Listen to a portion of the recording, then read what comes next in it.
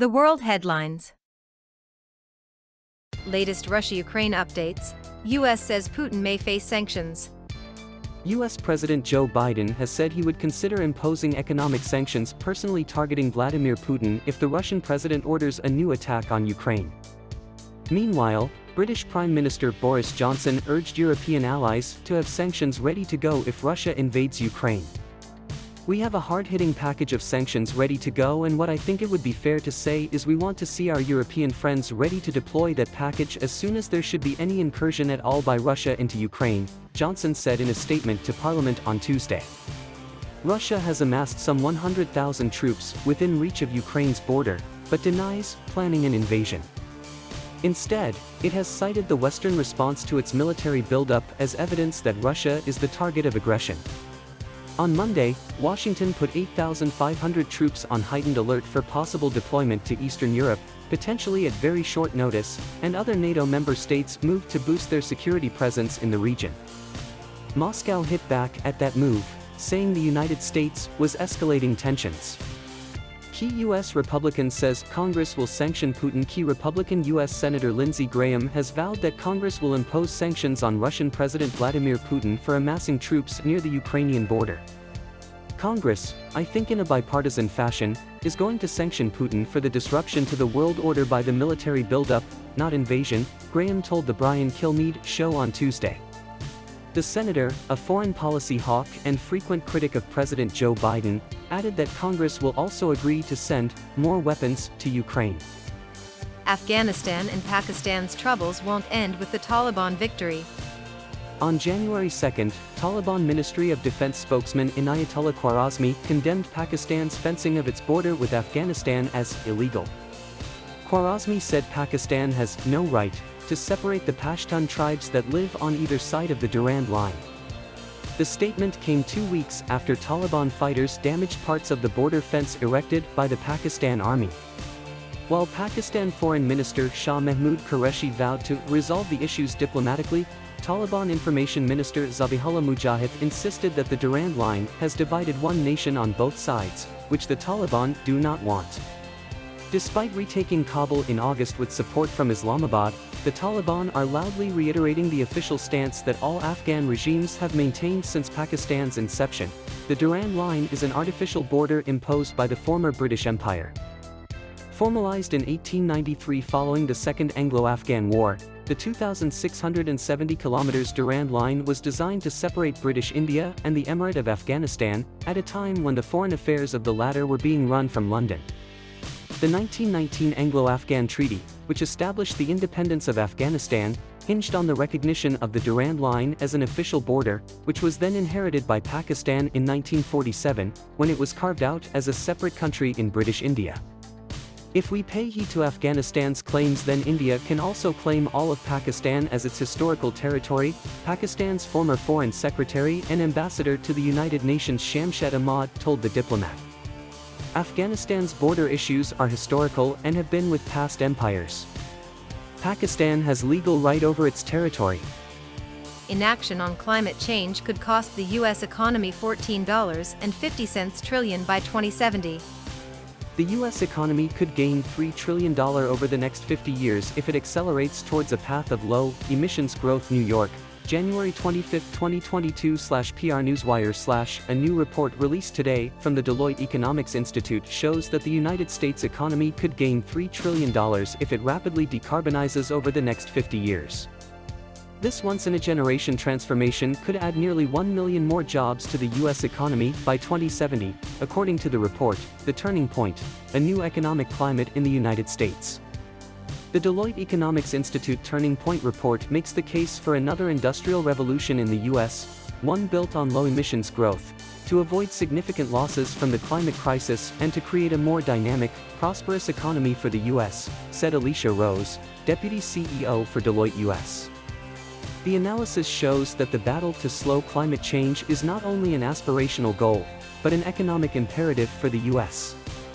If global warming reaches around 3 degrees Celsius toward the century's end, Deloitte's analysis indicates that economic damages would grow and compound, affecting every industry and region in the country. This would make it harder for people to live and work due to heat stress, rising sea levels, damaged infrastructure, and reduced agricultural productivity. Deloitte's analysis shows that insufficient action on climate change could cost the U.S. economy $14.5 trillion in the next 50 years. A loss of this scale is equivalent to nearly 4% of GDP or $1.5 trillion in 2070 alone. And over the next 50 years, nearly 900,000 jobs could disappear each year due to climate damage. Pharmacies are turning away immunocompromised patients seeking fourth COVID shot. Patients with weakened immune systems, who are at high risk from COVID-19, say pharmacies are turning them away when they seek additional vaccine doses recommended by federal health officials. Allison Smith became eligible this month for a fourth vaccine dose because her medications leave her immunocompromised. Although the Centers for Disease Control and Prevention encourages most adults to receive a total of 3 mRNA vaccines, 2 primary vaccinations, and a booster, the agency now advises people with weak immune systems to receive 3 primary shots plus a booster, for a total of 4 doses. Many people are confused about the difference between a primary vaccine series and a booster. A primary vaccine series helps people build antibodies to a new pathogen, while a booster combats waning immunity. As Smith learned, many pharmacists are unaware that the CDC's vaccine guidance has changed. Smith booked her vaccine appointment online. But when she showed up at a Chicago area Walgreens for the appointment January 19th, an employee told her the pharmacy chain wasn't administering fourth doses to anyone. Smith said she's frustrated that vulnerable people are being forced to make multiple visits to crowded pharmacies and supermarkets, where many customers are unmasked. "I feel for the pharmacists, because they're overwhelmed like everyone else," said Smith, 52. But 2 years into the pandemic, there is a corporate responsibility to take action when the guidance comes down. In a written statement, Walgreens said it has administered thousands of fourth doses to immunocompromised people. As vaccination guidelines continue to evolve, we make every effort to continuously update our pharmacy teams. The confusion stems from recent updates in vaccine advice for immunocompromised people, as well as a change in the interval between the end of a primary vaccine series and a booster. Canada's first confirmed COVID case was reported in Toronto 2 years ago today.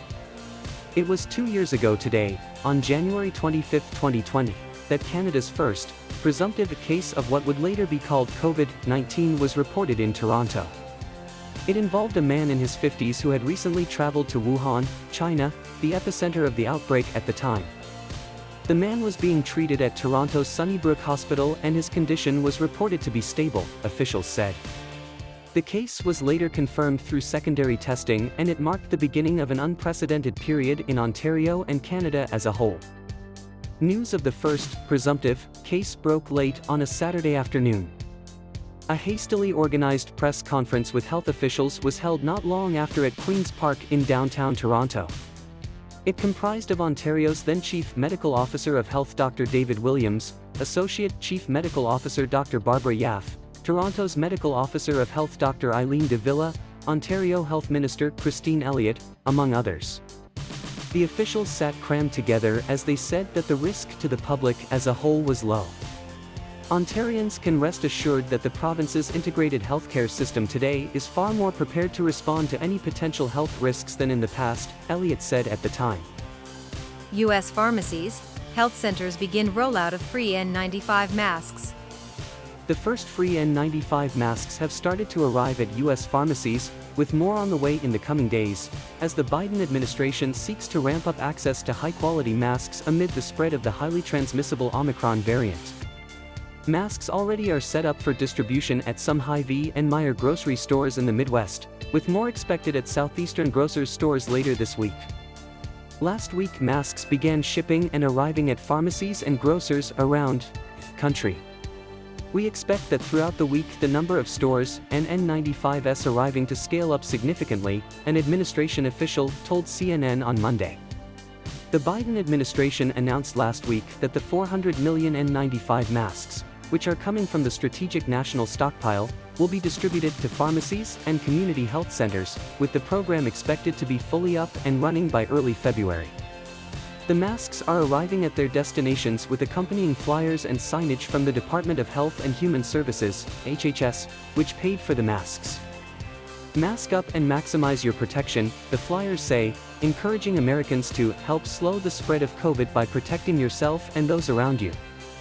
The flyer, which is being distributed in both English and Spanish, notes that up to 3 of the free masks are available to every person in the US. It directs people to cdc.gov/coronavirus and includes a QR code with instructions on how to properly put on and take off the masks. Where masks are arriving. Some of the first masks arrived in the Midwest on Friday, including at Hy-Vee grocery stores in Iowa, Illinois, Minnesota, Missouri, Kansas, South Dakota, Wisconsin, and Nebraska, and Meijer stores in Michigan, Ohio, Indiana, Illinois, Kentucky, and Wisconsin. Got COVID? Here's what to know about drug treatments. Who is getting them? COVID case counts in Massachusetts are trending down, but they are still higher than at any point pre-Omicron. That means, there are still a lot of people getting sick with COVID. Several treatments are available that promise to help keep patients out of the hospital, but they are in short supply. We talked to doctors about the COVID treatment options, who is getting them and when supply will improve, what treatments are there for people who get COVID. In an outpatient context, there are 4 medications being used to help people with Omicron infections. 2 are given intravenously, a monoclonal antibody treatment called sotrovimab and an antiviral drug called remdesivir. They've both proven very effective at preventing severe disease. However, there are challenges. There's a limited supply of sotrovimab.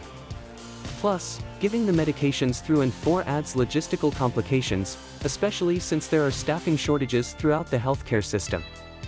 The other 2 medications are antiviral drugs given orally. Both of these drugs were authorized just over a month ago and are the first at-home treatments available. Pfizer's treatment, called Paxlovid, is almost 90% effective at preventing hospitalization and death. But it is in very short supply and only recently became available to patients in Massachusetts. Merck's pill, molnupiravir, is closer to 30% effective and is being seen as a backup option. Both of these treatments need to be taken soon after the first signs of infection. Despite the challenges, these treatments are helping, doctors say. It's hard to overestimate the impact of these medicines, if given to the highest priority group, the people who are most vulnerable, said Scott Dryden-Peterson, an infectious disease doctor and the medical director of Mass General Brigham's COVID outpatient therapy. If you get 3 doses out, you prevent approximately 1 hospitalization. Essential politics. Once we get past March 1st, it's not impossible, but it becomes very difficult. Another day, another deadline. I joined a progressive group's organizing call Monday expecting to hear what's next for voting rights in Congress from the headliner, Congressional Progressive Caucus Chair, Pramila Jayapal, Diwash. To recap, Senate Democrats forced debate on voting rights this month for the first time this Congress, but lacked the bipartisan support required to pass a pair of voting bills, the Freedom to Vote Act and the John R. Lewis Voting Rights Advancement Act, and the intra-party support necessary to change the rules to pass them.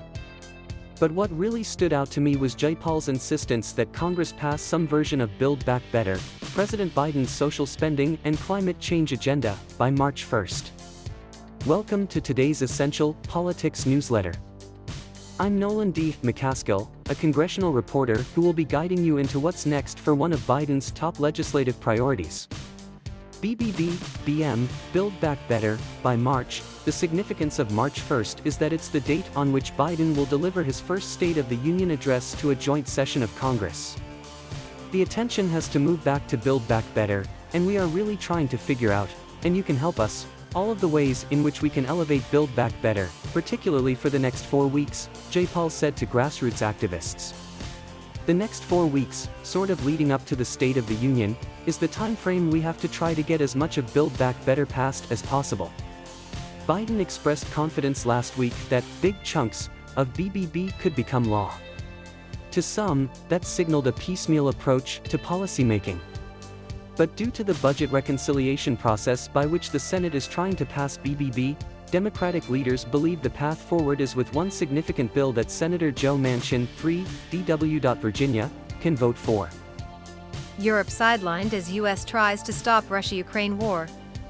U.S. Army soldiers stand in formation during a joint military tactical training exercise blowback 2016 with Bulgaria's army at Novo Selo military ground on April 11, 2016. Crisis talks aimed at averting a military confrontation between Russia and Ukraine appear to be faltering, as Western allies prepare for a possible conflict between the neighbors that could be painful, violent, and bloody. Western allies are preparing for some kind of military confrontation, with NATO putting more forces on standby and looking to reinforce Eastern Europe with more ships and fighter jets. The U.S. Department of Defense, meanwhile, said Monday that about 8,500 American troops are on heightened alert and awaiting orders to deploy to the region in the event that Russia does invade Ukraine. The 8,500 troops are based in the U.S. and would be part of the NATO response force if that group is activated, the Pentagon said. The NATO response force is a 40,000-strong, multinational unit made up of land, air, maritime and special operations forces that NATO can deploy quickly, wherever needed. Its overarching purpose is to provide a rapid military response to an emerging crisis, NATO says. It has not yet been activated. Pentagon Press Secretary John F. Kirby stated Monday that the American forces being put on standby would be in addition to the significant combat-capable U.S. forces already based in Europe to deter aggression and enhance the alliance's ability to defend allies and defeat aggression if necessary. Secretary of Defense Lloyd Austin has placed a range of units in the United States on a heightened preparedness to deploy, which increases our readiness to provide forces if NATO should activate the NRF or if other situations develop, the press secretary said. If it is activated, Austin's order would enable the U.S. to rapidly deploy additional brigade combat teams, along with units specializing in logistics, aviation, intelligence. Younger generations and the lost dream of homeownership. In the U.S., younger generations are less likely to be living in their own homes than older generations were at the same age. Among households headed up by someone born in the 1940s, 70% owned their homes by age 35. This figure dropped to 60% for those born in the 1960s and about 50% for the early millennials, born in the 1980s. In Southern Europe, too, homeownership rates at age 35 have dropped by over 10 percentage points when comparing those born from 1965 to 1979 with those born in the 1980s. At the same time, young people are taking longer to leave the parental home and live independently, Becker et al. 2008. Homeownership is a frequent subject of political debate. Owning a house is crucial for the wealth accumulation of most households, Paspardo 2021, and housing plays a role in a well-diversified portfolio, Chetty et al. 2017.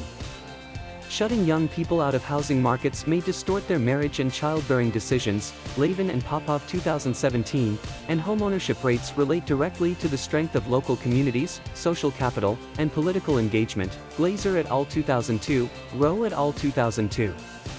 What has driven these changes? To identify the key factors, I build a model of homeownership and portfolio choice over the life cycle with a rich structure of risks, Paspardo 2021. According to the model, it's not about younger generations not wanting to buy their homes anymore. Changes in the economic environment fully explain the magnitude of the drop in homeownership rates. Trans Philly swimmer inspires NCAA rule change, Penn pledges support. A surprising mid-season rule change by the National Collegiate Athletic Association likely happened because of a student competing at the University of Pennsylvania. Leah Thomas has been unwillingly thrust into the national spotlight for the better part of her senior season. The 22-year-old UPenn swimmer is now famous around the world, and not just because of her record-breaking performance. Her athletic ability has come to represent a larger struggle, the argument over whether trans women should be allowed to play on women's teams. She's been complying with the NCAA's policy on the inclusion of trans athletes, which has existed for 12 years. Last week, the Collegiate Athletic Association suddenly changed it. Effective immediately, the decision on how to include trans athletes is now up to the individual governing body of each sport. In this case, that's USA Swimming. I didn't see this coming in the middle of a season, Joanna Harper, who researches transgender athletic performance at Loughborough University in England, told Billy Penn, "I certainly have a great deal of empathy for Leah, and it's unfortunate that she is under this incredible microscope. Among the groups lambasting Thomas have been some of her fellow teammates and their families, protesters, and national media outlets. Many of them say because Thomas was assigned male at birth, and competed on UPenn's men's team for 2 years, that she has an unfair advantage in women's sports. Trans athletes like Cece Telfer, June Eastwood and Skylar Baylar have all played at the NCAA level. But anti-trans sentiment has been taking root across the country. Recent legislation has banned trans youth from accessing affirming healthcare in Arkansas and attempted to keep trans girls out of Pennsylvania sports. Key Nevada, national tourism organizations endorse Rosens' bipartisan package to restore travel and tourism industry. Washington, D.C., U.S. Senator Jackie Rosen, DNVIC, chair of the Senate Subcommittee on Tourism, Trade, and Export Promotion, announced today that her bipartisan legislative package to help restore the nation's travel and tourism industry in the face of ongoing challenges caused by the COVID-19 pandemic has been endorsed by a wide array of key Nevada and national organizations. In recent weeks, the Omnibus Travel and Tourism Act has been endorsed in letters and statements of support by more than a dozen leading Nevada-based and national groups. There's more work to do to restore the travel and tourism industry to its full potential, and I'm glad to see growing support from tourism leaders for our bipartisan legislation, said Senator Rosen. Local and national organizations are endorsing the Omnibus Travel and Tourism Act because our legislation will help this key sector of Nevada's economy bounce back while supporting the businesses and workers who have been hit hard by this pandemic. The Omnibus Travel and Tourism Act advanced through the Senate Commerce Committee in December with unanimous support. This legislative package was introduced by Senator Rosen and Ranking Member of the Senate Commerce Committee Roger Wicker, RMS, with a large bipartisan group of co-sponsors, including Senators Catherine Cortez Masto, DNV, Amy Klobuchar, DMN, Angus King, MF, Roy Blunt, RMO, Dan Sullivan, RAK, and Rick Scott, RFL. Tourism is one of Nevada's key industries and employs nearly 350,000 Nevadans. Although Nevada's economy is beginning to recover and experiencing strong growth, the state unemployment rate remains the worst in the country. In the Las Vegas area, visitor volume is still down 7.6% and hotel room occupancy is down 8.4% compared to pre-pandemic levels in 2019. 19 USA stars returning for 2022 Beijing Winter Games. The 2022 Winter Olympics are right around the corner with the opening ceremony scheduled for Friday, February 4th in Beijing. But obviously, 4 years have passed since the last Winter Games in Pyeongchang, so a lot has changed and you might want a refresher on who's who of Winter Olympians. Amid natural sport turnover with younger athletes replacing those who have retired, these 9 Olympians are still going strong, returning for what's at least their second Olympics, and their 5th for a couple, which is beyond amazing. So ahead of the Beijing Games, here's a quick breakdown of some of the American stars returning for another Olympics. Note, the listed start dates for events correlate what day it will be in China, not necessarily in the U.S. Already a 2-time Olympian, Schifrin is back for her 3rd Olympics and looking to bring home more hardware. At just 18 years old at the 2014 Sochi Games, she became the youngest skier to ever win an Olympic gold medal in slalom, and she followed that up at the 2018 Pyeongchang Games with a gold in giant slalom and a silver in alpine combined. Between Olympic years, Schifrin hasn't slowed down. The 26-year-old skier has 73 World Cup wins overall, which is 3rd best all-time, including recently claiming her 47th slalom victory. In Beijing, Schifrin should be one of the gold medal favorites in both slalom and giant slalom, while also contending for a medal of any color in other events she enters. At just 17 years old, Kim was on top of the sports world after winning an Olympic halfpipe gold medal at the 2018 Pyeongchang Olympics. In the 4 years since, she pressed pause and took a 22-month break from snowboarding before returning in 2021.